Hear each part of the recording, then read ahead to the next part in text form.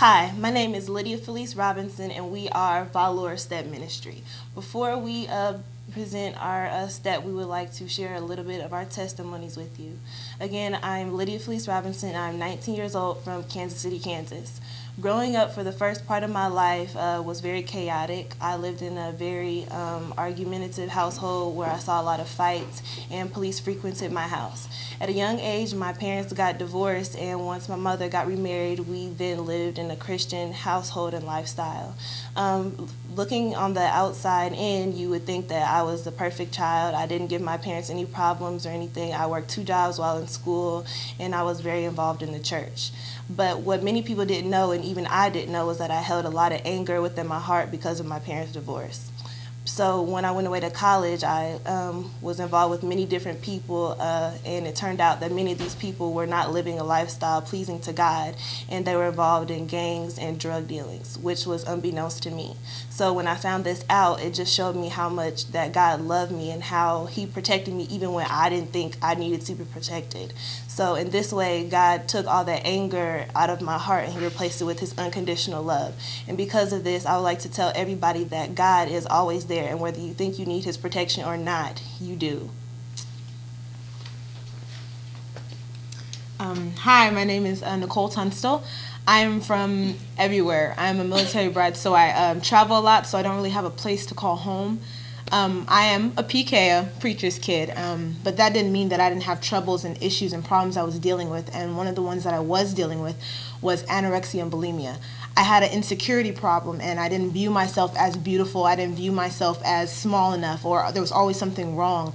And so not eating for a day, 2 days, a week, 2 weeks, and then it grew into bulimia so that I could throw it up so my parents wouldn't know that I had this problem. It got to the point where I was around 98 pounds, and I got really sick, and I had to be put in the hospital, and I had to get up to at least 110 to be released. And during that time, I felt that God's love was nowhere near me, but in fact He was, because He put people in my path to help me get to that point where I could feel myself that I was beautiful, that I was beautifully and wonderfully made by God. And it was a struggle, but it's something that you can get through and you can get over. So don't let the devil tell you that you're not good enough. Don't let him tell you that you are not beautiful and that God didn't make you the way He wants you made in His image, because you are.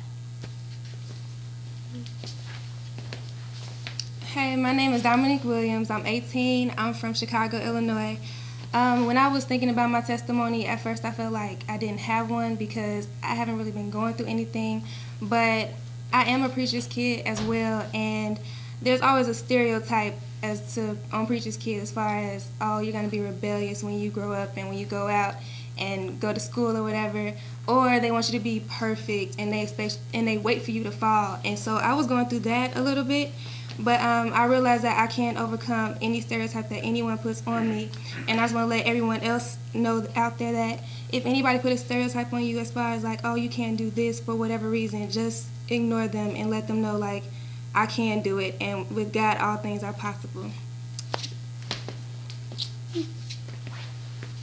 Hi, my name is Tona Massengale, and I'm 19, and I'm from Marion, Arkansas. And as a kid, I grew up in a home where no one really went to church. The only time that I did get to go to church was with my grandmother. And in our home, I had to deal with drugs. My father sold drugs, and eventually he went to jail. And so out of that, my mom got closer to God, and she eventually got saved, and God had told her to move. And at this time, we had a lot of money in our home because of the drugs. But then when God told her to move, it was like everything went downhill. We joined church, and it felt like everything was going wrong. It was hard sometimes. Sometimes we didn't have food to eat. Sometimes we didn't even have a bed to sleep on at that time.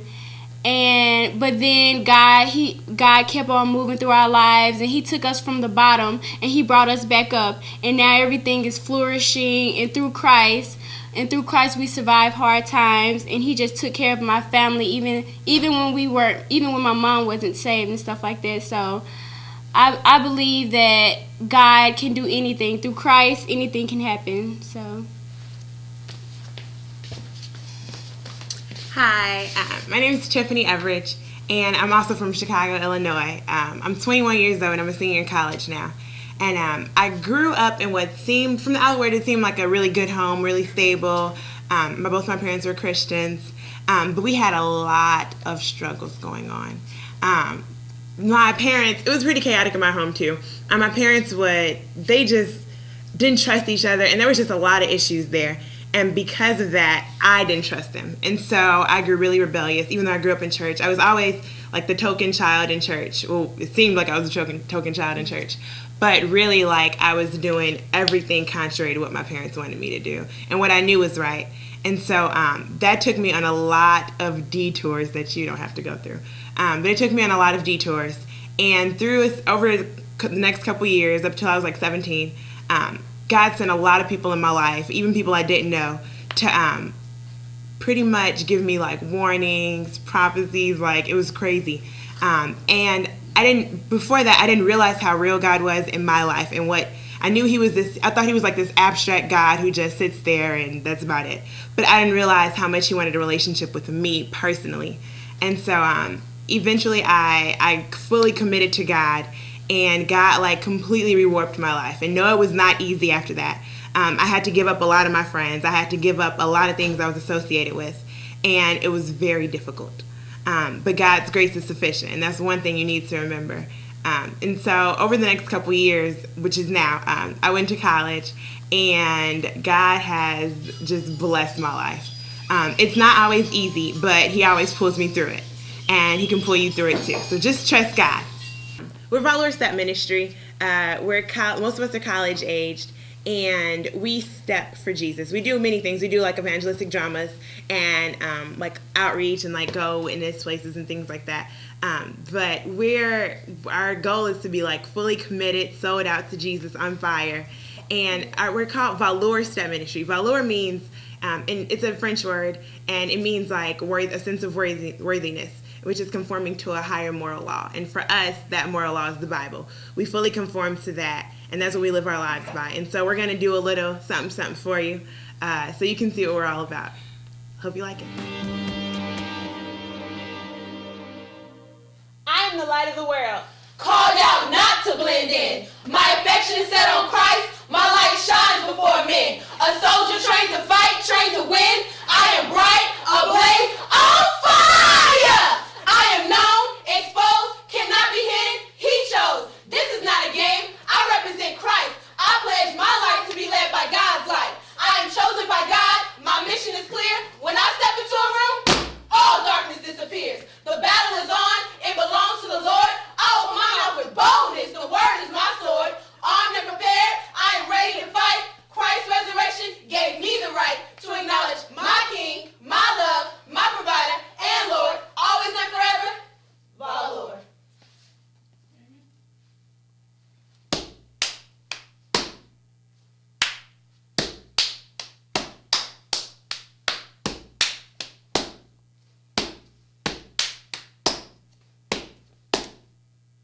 Y'all ready? Let's go. Sit back and listen, and you will see. We like to rock the show and do it viciously.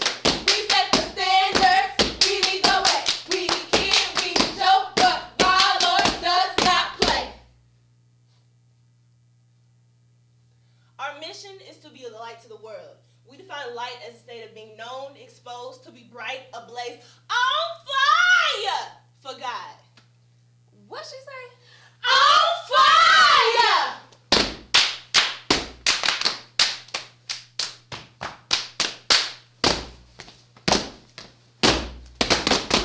Ooh. Ah.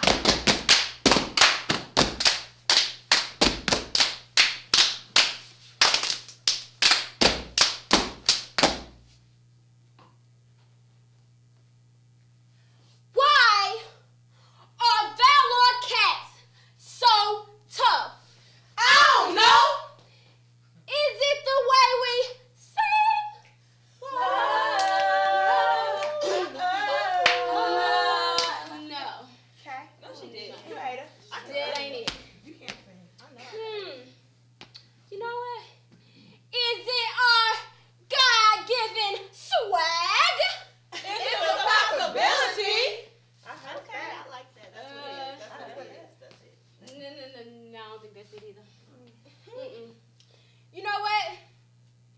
I know what it is. It must be the way we move. We so smooth, or is it how we step? Lord, or is it how we go, go, go, go, go, go, go? Woo! Valor, slide to the left. I got a question for y'all. How many of y'all know that with Jesus, we can work it out? Nah, see, y'all must not have heard what I said. Valor, I said, with Jesus, we can work it out.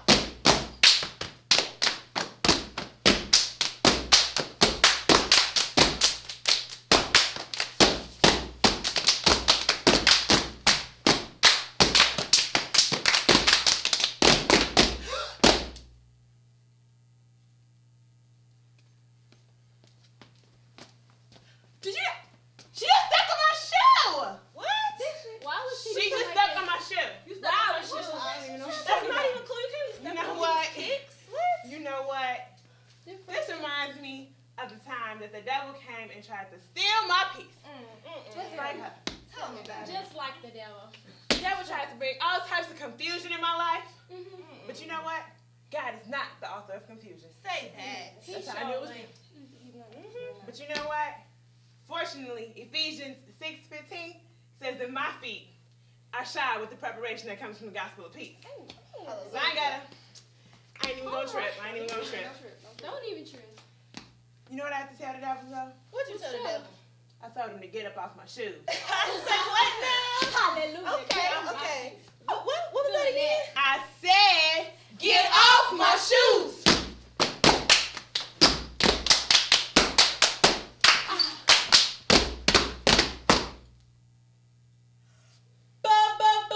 Breakdown.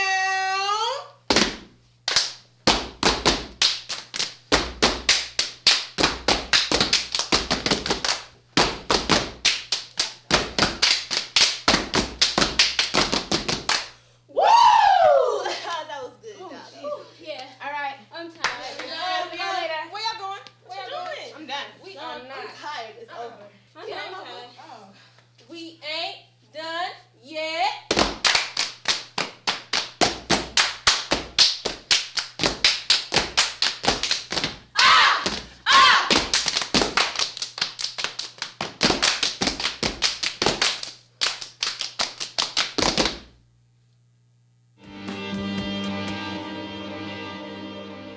Hey, I hope you enjoyed that piece just now. And today in our youth forum, we're going to be talking a little bit about self-esteem. So before we get into some core issues about self-esteem, let's talk about what we think it means.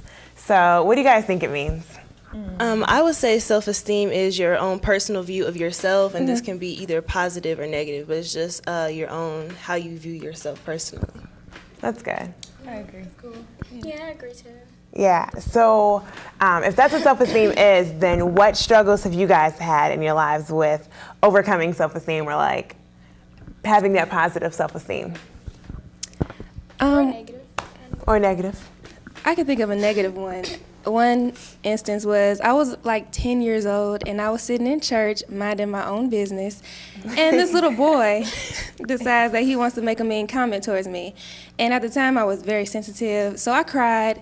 It was sad, but eventually I grew out of it and I just brushed it off and I was like, whatever. And at that moment though, it did lower my self-esteem because I was like, man, he just said that comment to me and it was so mean. But then I was just like, okay. And my self-esteem just grew because I ignored it and I didn't let it just really affect my emotions forever, you know? Yeah, I understand because I remember being younger, I was like the runt of everything, like school, the family, everybody was bigger than me. And so it was like, people were like, oh my God, you're so skinny. Like, what do you eat? Like, come to my house and let me feed you. And then I'm like, Well, like looking at myself like, man, I wish I could be, as big as her. Or sometimes I would want to be have those hips that she has, But my mom had to bring me to reality, like, this is how God made you, and I'm sorry, but you can't change it. And so I had to deal with it, and I had to pray, really see God, because it really got to me, and my self-esteem was, very low at the time. And so I prayed, and then I learned to accept my me as I was. And so now people will come up to me like, girl, you so skinny. How are you that skinny? And now I'm like, oh yeah, the Lord just made me this way. The Lord made me this way. But yeah, so that's how I just turned it into a positive thing. I love the way I am now because God made me this way. Yeah, that's good. And actually, off of that, growing up, I was the complete opposite of that. I was the tallest out of everybody, out of my family and everything. Like I told you in my testimony before, I have a different father than the rest of my siblings, and my biological dad is 6'6", and my mom is 5'4". And so you can see where that went. I'm the tallest out of all my siblings. I was taller than my mom by the 5th grade. And so I was always the tallest in school and everything like that. So I always had to deal with being the outcast kind of because I was always the one that stuck out, so people would notice me no matter what. And I didn't really tell people that it bothered me, but it did, and so it affected me in a negative way, I guess you could say, but I didn't allow it to get as bad as it could have gotten. And I just learned to accept myself, because I think my mom had a little inkling that something was bothering me about myself. Aww. And so she talked to me just about, accepting myself in general. She didn't know exactly what the problem was, but so that definitely helped me overcome that. And now, I'm short compared to most people that I'm around, so it worked out. That is good. Well, my spin on it is, I guess, school-wise, when I was smaller, maybe around, when I got to about 5th grade, I kind of had not really a learning disability, but, I was kind of behind some of the other students. I kind of had to go to have my own private tutors, and my mom would just used to do everything for me to try to get me back up to par for school. And now it's just really been a blessing that I go to Oral Roberts University, and I got accepted there, and it was just a big just excitement for me. Yeah. And just how my mother just went through the steps with me, and God just stayed by my side the whole time. That's good. That's cool. Yes, because you are a royal priest. Okay, so one struggle that I've had to overcome is when I was 5, my mom put me in a dance studio. And the only thing about it was I was the only African-American girl there, and the rest of everybody was, it was primarily slim Caucasian girls and guys. And I had a little bit more curves than some of the others. And a lot of them had eating disorders, and so I just began to slowly conform to the culture, and I was just oh, well, maybe I do need to slim down a little bit. And so, and so I would just not eat, because I would be with them a lot, and so I would just completely conform to some of the culture there. And so it was a real struggle for me, because it was I know I'm underweight right now, and I know I should be weighing. My doctor was even Tiffany, you need to gain some weight. You're tripping. And so, just being comfortable with who I am, like you said, that was, your mom had to tell you, that's how God created you. And your mom had to tell you, too, you have to accept who you are. And so eventually I just began to embrace it, because I can't change my skin color. That's not going to happen anytime soon.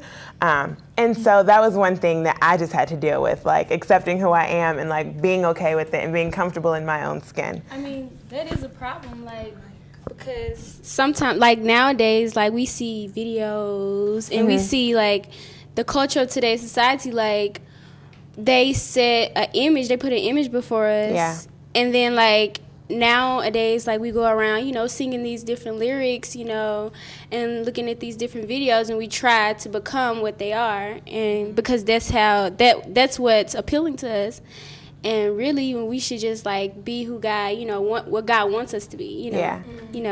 and that's what life is about. Yeah. Spend And without just from all the different scenarios that we said, it shows that how we try to, like, we base our self-esteem off of what we see around us. Like me and my own family, and your dance studio, and, you know, your peers at school, just things like that. It shows us that how we base our self-esteem is off of what we're around. Right. So. Yeah. That's true. That's true.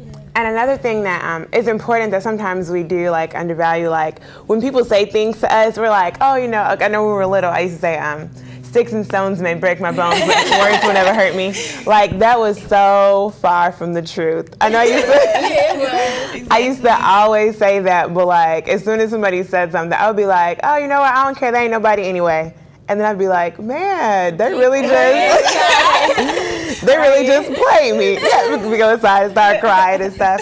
And so, like, sometimes I think we need to, like, get rid of that false sense of, like, security, like, that we're just out, these tough people. Right. But, like, things really do affect us, and we really do we can't just brush it off. Sometimes it's easy to brush off, because it's like, you don't know me. Like, sometimes it's easy. But other times I think it can be really difficult, and we really need to go to God and say, like, Lord, I know this is not what you think about me, so, like, what should I be thinking about myself? Right. And I think that's an important thing that we need to deal with. Yeah. But you know what, though? Like, I remember as a kid, like, I wanted, like, when they would come to me and say, oh, you're so skinny, I would be going to God, like, God, please, like, just let me grow 5 pounds. Like, just 5 pounds. And, like, I would be, and then, I don't know, maybe God was like, you know, just be yourself, you know. So I really had to learn, like, I can't grow 5 pounds. Like, I've been this size for a while, so I had to, you know, just, you know, deal with it. But yeah. So, you know. Wait, can I tell you something really funny? A flip side of my story was, really funny. A flip side of my story was, like, I wanted to be this thin girl, and then, like, I started looking at, like, music videos, and I was like, oh, these girls is kind of thick. And then I was like, Lord, please give me more curves.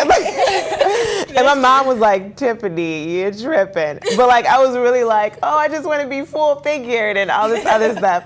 And it's really, but it was completely determined by, like, my surroundings. And I think it's really funny because especially as teenagers, it's so easy to be influenced by what people think. And, like, the moment I saw something different and I was just like, oh, that looks kind of nice, then I wanted to be that. Yeah. I think it's so crazy how many struggles there are in dealing with self-esteem. But we can overcome all of them. Yeah, we can. Because like, you know, either we're too big or too small. Yeah, we think we are. Yeah. Right. That's the main thing. Or like, it's just, yeah. Yeah, like she was saying, like she thought she was too big. I don't know what yours was, but that's okay. Yeah, I know. And then, like, you were saying that you didn't think that you might have been smart enough, and you felt too small, and I felt too big at one point and too small at one point. And so I just think it's so crazy how, like, the devil tries to come at us with so many different thoughts. Those are all really good points, you guys. We all have a lot of different experience with self-esteem. Yeah. But before we continue, we're going to go ahead and let you guys watch this clip of us stepping.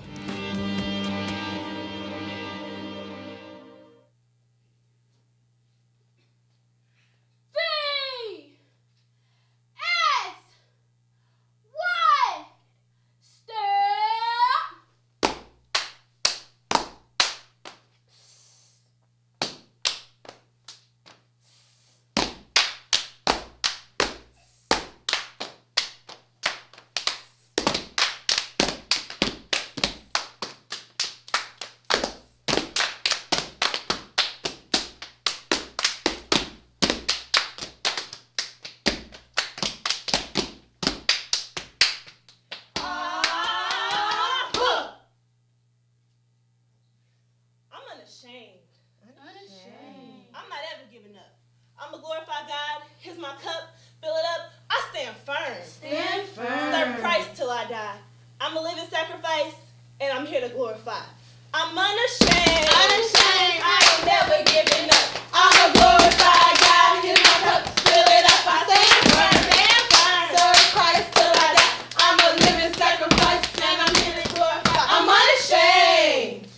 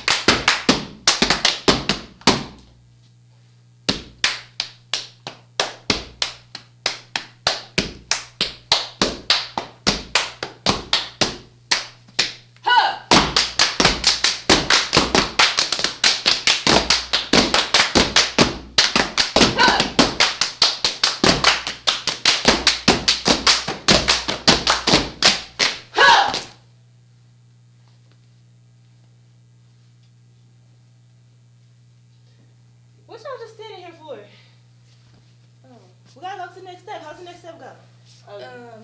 What's that one? Y'all don't know how the next step goes? It was a hopscotch one. That was not. No, y'all, that's not it. Come on, y'all. I know. I think it's like that's what I'm saying. It goes a little something like this.